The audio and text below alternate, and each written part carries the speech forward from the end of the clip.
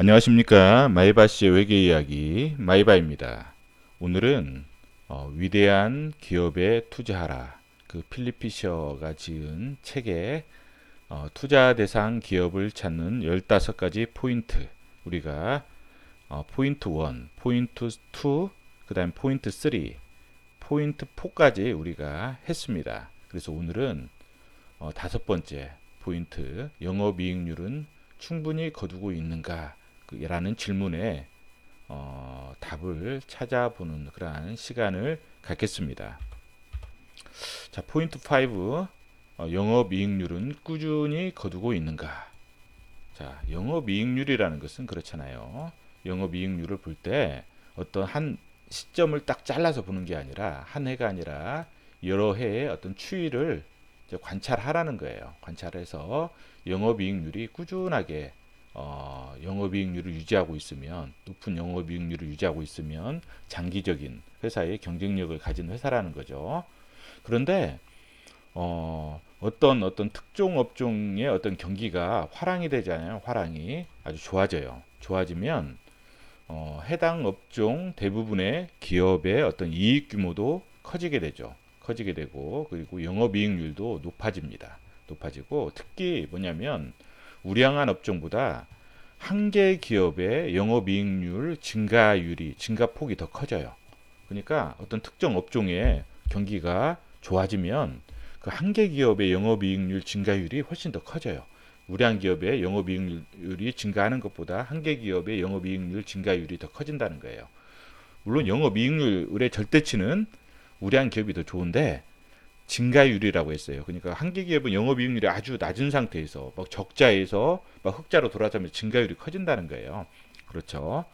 그러나 뭐예요? 경기가 하락할 때에는 다시 또 빠르게 그 영업이익률이 가라앉아 버려요. 그렇기 때문에 따라서 절대 한 개 기업은 장기적인 투자 대상은 아닌 거예요. 그래서 한 개 기업이 만약 이 업종이, 특정 업종 경기가 좋아진다. 근데 한 개 기업이 적자에서 흑자로 돌아서고 뭔가 좀 영업이익률 증가율이 커지다, 이런 부분들은 뭐냐면 좀 단기적인 관점에서 투자할 수는 있지만 장기적인 투자 대상은 아니라는 거죠. 그래서 우리가 이제 그 포인트, 우리가 필립 피셔의 포인트를 제가 공부하는 이유는 뭐냐면, 저도 필립 피셔까지 초장기 투자는 하지 않아요. 그런데 필립 피셔의 이러한 포인트를 공부하는 이유는 뭐냐면, 제가 투자하는 회사가 필립 피셔의 이 포인트 15가지 질문을 했을 때 예스가 많으면 좀 더 장기적으로 보고, 예스가 많이 없다 그러면 단기적으로 보는 거예요. 제가 투자하는 회사가 이 15가지 포인트 중에서 예스 하는 부분이 좀 많으면 조금 더 장기적, 예스 하는 부분이 적어질수록 더 단기적으로 가는 거예요. 그 투자하는 회사가. 예, 그런 식으로 투자 기간을 결정하는데 이 필립 피셔의 어떤 질문지를 활용하거든요. 자, 영업이익률이 낮은 기업이 장기 투자 대상으로 고려되는 예외적인 경우는 그러면 어떤 경우가 있느냐? 뭐냐면 기업 내부에서 어떤 펀더멘탈이 이제 변화하는 거죠. 뭐 신제품이라든지 어떤 생산성이 향상된다든지 이러한 부분이 됐을 때는 영업이익률이 낮지만 장기 투자 대상으로 고려되는 예외적인 경우라는 거죠. 참, 이 부분은 이제 뭐 책에 나와 있는 건 아니고요. 제가 좀 손익계산서하고 재무상태표, 제조원가 명세서를 지금 나와 있어요. 이건 제가 한번 그려본 거예요. 손익계산서는 뭐예요? 매출액에서 매출 원가를 빼면 매출 총이익이 되죠. 매출 총이익에서 판매비와 관리비를 빼면 뭐가 돼요? 영업이익이 돼요. 영업이익. 영업이익에서 기타 이익 더하고 기타 손실 빼고, 금융 수익 더하고 금융 비용 빼고, 그 다음에 법인세 비용을 빼면 뭐예요? 단기 순이익이 돼요. 그쵸? 단기 순이익이 돼요. 이 단기 순이익이 어디로 가요? 그렇죠. 이 자본으로 가죠. 자본 이익 잉여금으로 가요. 자본의 이익 잉여금으로 가요. 자, 차변은 뭐예요? 재무상태표는 자산, 대변은 뭐예요? 부채하고 자본이 돼요. 그래서 자산은 부채 플러스 자본 이렇게 되는 거예요. 이게 차변과 대변이 서로 같아요. 그렇죠? 이게 대차평균의 원리라고 했어요. 그래서 또 자산에서 부채를 빼면 자본이 되죠. 그래서 이걸 순자산이라고도 해요. 자본을. 자, 그리고 그러면 자 보세요. 그 제조 원가 명세서는 뭐예요? 이게 생산이라고 하죠. 생산. 우리가 생산. 이게 제조 회사라고 봐요. 생산. 이건 생산이에요. 생산하는 모든 비용들, 뭐 재료비, 노무비, 경비. 그럼 총 제조 원가가 되고 여기서 기초 제공품 원가를 더하고 기말 제공품 원가를 빼고 타겟형 대책을 플러스 마이너스 시키면 단기 제품 제조 원가가 돼요. 그래서 이게 어떤 제품의 제조 원가를 나타내는 게 제조 원가 명세서예요. 그렇죠. 자, 재무상태표의 대변은 뭐라고 했어요? 대변은 뭐예요? 그렇죠. 그 자금을 조달하는 원천이에요. 그러니까 자금을 어떻게 조달했느냐? 부채는 뭐예요? 부채는 회사 외부에서 이게 타인 자본이라고 해요. 예. 이건 자기 자본이라고 해요. 자기 자본. 이건 타인 자본이라고 해요. 그러니까 회사 외부에서 어떤 금융기관한테 뭐 대출을 한다든지 그 다음에 뭐예요? 회사채를 발행해서 조달을 하는 거죠. 자, 그러면 뭐예요? 이건 꼭 갚아야 돼요. 꼭 갚아야 될 빚이에요, 빚. 자, 근데 이 자본은 뭐예요? 자본은 주주로부터, 그리고 원천이 주주예요, 주주로부터 조달을 하는 거예요. 출자를 한다든지. 그래서 이건 뭐예요? 이건 갚지 않아도 돼요. 회사 입장에서는 이 자본은 갚지 않아도 돼요. 이것은 부채는 갚아야 되고 타인 자본은 갚아야 되고 이건 자기 자본이거든. 자기가 출자한 돈. 그러니까 갚아야 돼요. 갚아야 되고 또 뭐예요? 당기 순이익이 늘어나서 자본이 또 증가할 수도 있죠. 이런 식으로도 원천이 이런 부분이거든요. 그러면 뭐냐면 차변은 뭐예요? 차변은 조달된 자금을 가지고 어떻게 해요? 어떻게 운영하느냐. 그래서 이 자산이 있죠. 뭐 현금도 있고 유동자산도 있고 그 다음에 비유동자산도 있어요. 그렇죠? 자, 그러면 현금 같은 경우는 어때요? 현금은 어때요? 현금을 가지고 직원한테 급여를 주죠. 급여를 주면 직원이 생산직 직원이다. 그러면 어때 돼요? 노무비로 가죠. 노무비로. 자, 현금으로 어떤 생산직 직원에 급여를 주면 노무비로 가고 그 다음에 어떤 영업 직원한테 급여를 준다. 그럼 판매비와 관리비가 돼요. 그쵸?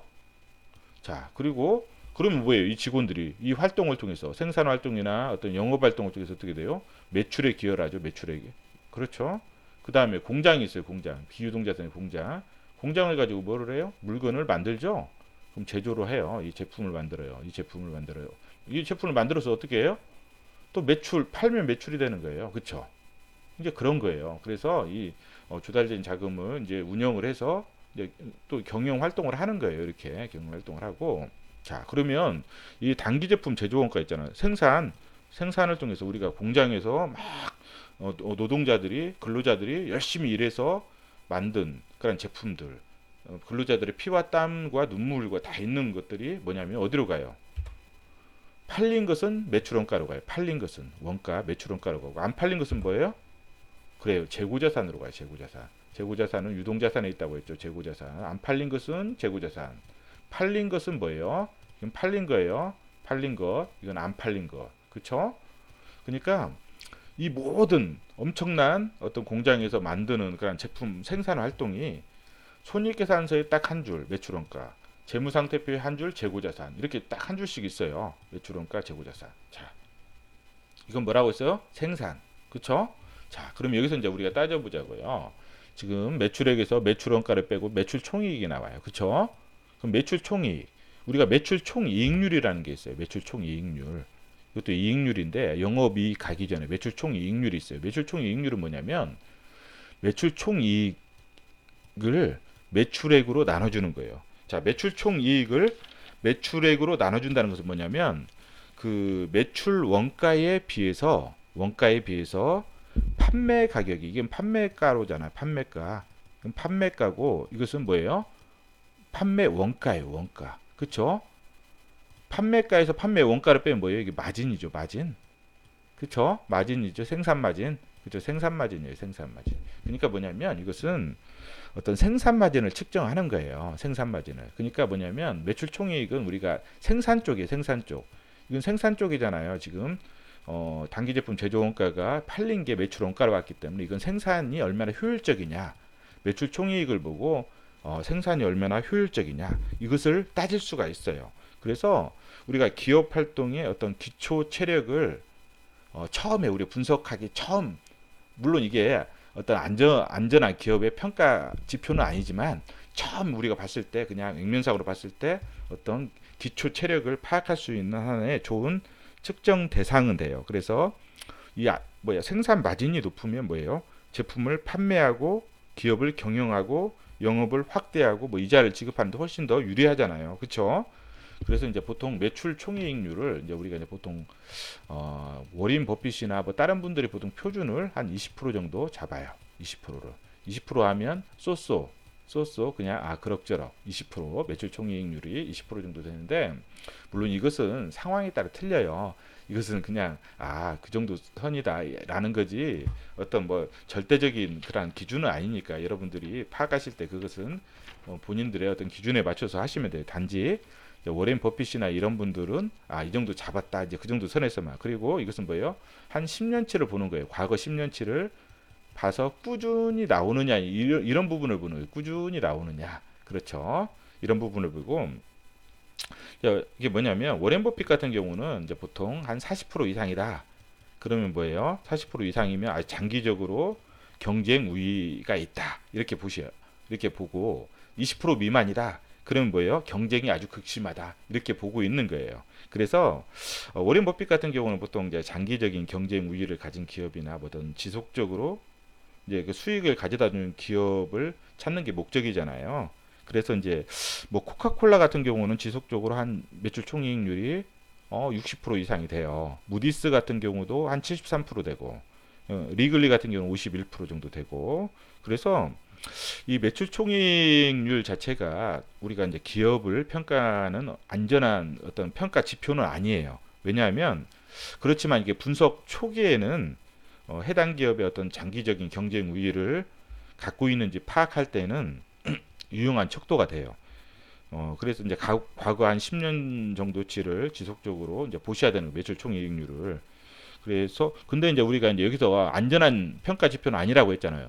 매출 총이익이 높은 기업이라고 하더라도 이 판매비와 관리비가, 그렇죠, 이게 많아져 버리면 영업이익이 줄어들잖아요. 이런 부분들은 뭐냐면 영업 비용이 줄어들면 영업 비용이 늘어나면 영업 이익률이 줄어들어요. 영업 이익이 줄어들어요. 그래서 장기적인 경쟁 우위가 사라져 버려요. 그렇기 때문에 왜 영업이 이렇게 줄어드냐? 영업 비용이 어떻게 늘어나냐? 끊임없이 연구 개발을 많이 투여하는 기업들이 있어요. 끊임없이. 그런 회사들은 끊임없이 경쟁에, 왜 그냥 신제품을 개발해야 되잖아요. 신제품을. 그 신제품을 개발하지 못하면 다른 또 더 신제품을 개발한 회사에게 우위를 뺏길 수가 있기 때문에 끊임없이 연구 개발비를 투여하는 회사다. 그리고 뭐 어떤 판매 관리 비용들이 끊임없이 높아진다. 뭐 이자 비용이 높아진다. 이런, 그러면 경쟁 우위가 사라질 수도 있거든요. 그렇기 때문에 매출 총이익률 자체는 초기에 우리가 기업 초기에 분석할 때 유용한 어떤 판단 지표는 되지만 어떤 안전한 평가 지표는 아니다라고 이렇게 그러한 방식으로 좀 이해해 주셨으면 좋겠고, 영업이익률, 오늘 우리가 보는 영업이익률 한번 볼게요. 영업이익률은 매출액 앞에 붙였죠. 매출액 대비 영업이익을 나타내는 거예요. 매출액 대비 영업이익. 자, 영업이익은 매출액분의 영업이익이잖아요. 영업이익을 매출액으로 나눈 거. 자, 여기 보셔요. 영업이익까지 가려면 뭐가 있어요? 매출 총이익을 거치잖아요. 그렇죠? 매출 총이익을 거친 다음에 영업이익으로 가잖아요. 자, 매출 원가는 뭐라고? 생산과 관련된다고 하죠. 생산과 관련되고, 그쵸? 이건 뭐예요? 판매비와 관리비는 관리잖아요. 관리, 그쵸? 마케팅, 그런 거죠. 영업 이런 부분들이 관련됐잖아요. 관리, 마케팅, 영업. 우리가 초구수익 저번에 제조업체 사례할 때 키엔스 일본의 그 회사 50%가 넘어가잖아요. 영업이익률이. 그런 회사는 뭐예요? 영업 조직을 통해서 영업이익률을 높인 하나의 케이스잖아요. 그래서 이 판매비와 관리비는 관리, 마케팅, 어떤 그 영업, 그러니까 영업 조직과 관련된 거, 그 다음에 관리, 경영자의 관리 능력, 그 다음에 마케팅, 뭐 광고 선전비라든지 이러한 부분들, 이런 게 모든 게 함축되어 있다는 거예요. 그러니까 뭐냐면 영업이익률 자체는 자 이렇게 나눌 수가 있어요. 식을 매출액분의 매출 총이익, 그렇죠? 매출액분의 매출 총이익분의 곱하기 매출 총이익분의 영업이익. 그건 뭐예요? 매출 총이익하고 영업이익, 매출 총이익들이 서로 없으면 약분하면 매출액분의 영업이익 똑같죠? 이렇게 나눌 수가 있는 거예요. 매출액분의 매출 총이익, 매출 총이익분의 영업이익. 매출 이건 뭐예요? 매출 총이익률이잖아요. 매출 총이익률 이건 뭐예요? 생산과 관련된 거예요. 생산. 생산이 얼마나 효율적이냐. 자, 영업이익분의 매출 총이익은 뭐예요? 이것은 관리가 얼마나 효율적이냐. 관리나 어떤 마케팅, 그 다음에 어떤 그 광고 선점, 영업 조직, 영업 관련된 이런 부분들이 얼마나 효율적이냐. 그렇죠? 그렇기 때문에 영업이익률이 높다는 것은 단순히 어떤 그냥 영업이익률이 높다 이게 아니라 회사의 생산과 생산성이 좋고 어떤 관리, 그다음 마케팅, 어떤 영업 조직 이러한 부분들이 얼마나 효율적이냐를 보여주는 지표가 영업이익률이에요. 이것도 뭐냐면 과거부터 10년치가 얼마나 지속적이냐 이 부분을 봐야 된다는 거죠. 이 부분을 봐야 된다는 거고 그래서 영업이익률은 영업 마진을 통해서 영업 활동의 효율성을 이제 파악하는 거죠. 그래서 생산과 관리 부분을 이렇게 분해를 해서 모자라는 이제 우리가 이제 보면 매출 총이익도 보고 이렇게 보면 한쪽은 높고 한쪽은 낮을 수가 있잖아요. 그러면 생산 조직은 생산성은 좋은데 뭐 영업 관리나 마케팅 어떤 영업 조직에 또 비효율성이 나타난다. 그러면 이쪽은 보강을 해야 되겠죠. 그렇죠? 어떤 이 회사는 관리나 마케팅 어떤 영업 조직은 효율적인데 어떤 생산성이 떨어진다. 그럼 그 생산성 매출 총이익 이쪽 매출 원가 쪽을 제조 원가 쪽을 뭐예요?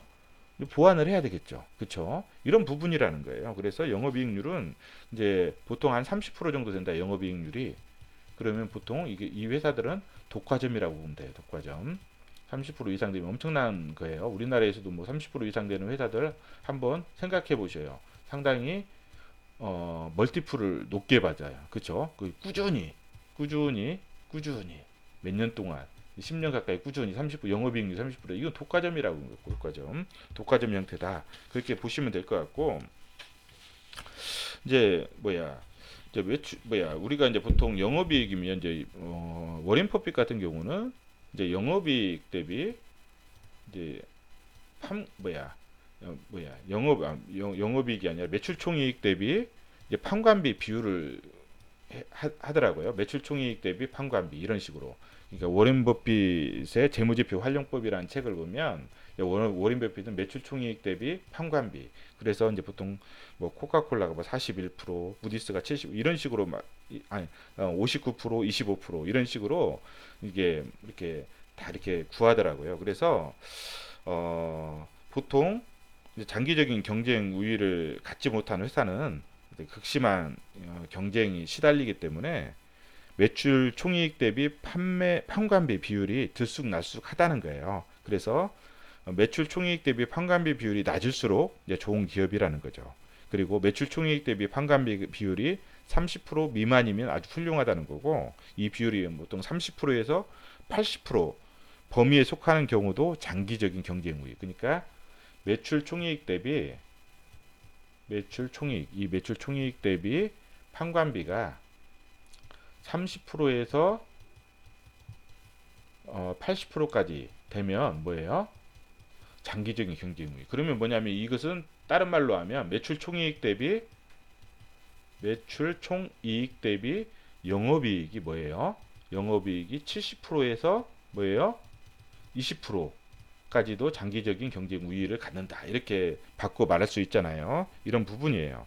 그래서 이제 워렌 버핏 같은 경우는 판관비 우리가 연구 개발비 있잖아요. 연구 개발비가 회사마다 어떻게 돼요? 연구 개발비를 하면 어떤 회사는 판매 관리비에 다 넣는 회사도 있고 어떤 회사는 무형자산에 넣는 무형자산 어떤 회사는 제조 경비에 넣는 회사도 있어요. 그러니까 어떤 회사는 일부는 판관비 일부는 제조 경비 일부는 무형자산 이런 경우가 있어요. 이런 경우 그러니까 연구개발비 같은 경우는 뭐 싹 들어갈 수 있다는 거예요. 손익계산서 재무상태표 제조원가 명세서 그렇죠.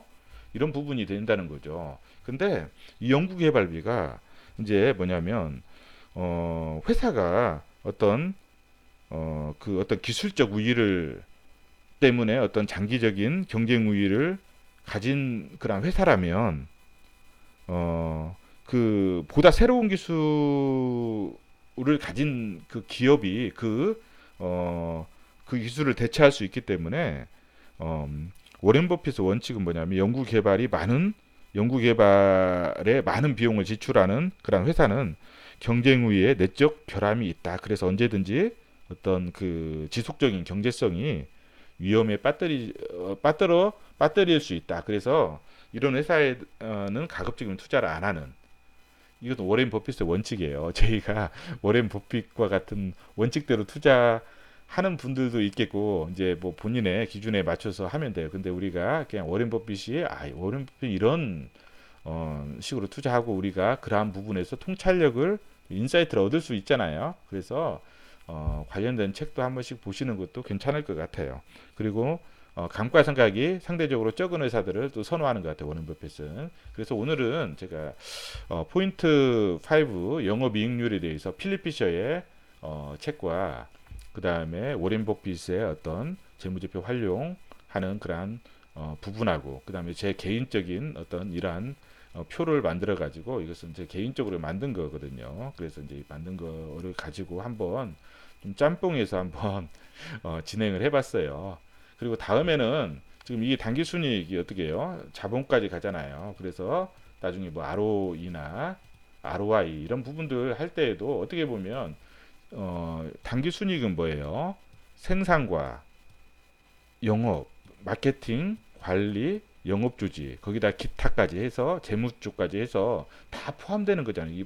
이 안에 다 포함되죠. 단기순이익 안에. 이게 또 자본에 또 묻어 있으니까 ROE나 ROI도 한번 이렇게 좀 나눠서 한번 보는 그러한 시간도 다음에 한번 시간이 되면 갖겠습니다. 그래서 저는 특별히 이제 이런 비율을, 제가 사업 보고서를 읽을 때 가급적이면 비율을 막 분석해서 안 해요. 가급적이면. 왜냐하면 우리가 사업 보고서를 읽으면서 좀 가급적이면 회계적인 부분 한번 공부해 보시라고. 그리고 어떤 절대적인 기준을 가지고 이러한 기준이 안 맞으면 이 회사는 투자 대상 적격이 아니다, 이런 식으로 제가 어떤 기준을 제시하는 것보다는 저는 이제 회계적인 부분만 제가 제시를 해드리고, 그 다음에 여러분들이 많은 책들, 그 다음에 여러 가지 주식을 공부하셔요. 별도로. 우리는 회계를 공부하는 거기 때문에 주식을 별도로 공부하시고, 거기에서 이제 본인의 어떤 기준을 만드시고, 그리고 이제 그러한 기준에 따라서 좀 수정해 나가시면서 계속 본인의 기준들을, 투자 원칙들을 견고하게 좀 다져 나가셨으면 좋겠습니다. 저는 이제 그러한 기준을 만드는데 조금 어떤 회계적으로, 그 다음에 이러한 부분들 좀 소개시켜 드리면서 좀 도움을 줄 뿐이거든요. 그래서 아주 기초적인 부분이다라고 생각하시면 될 것 같아요. 오늘은 이상입니다.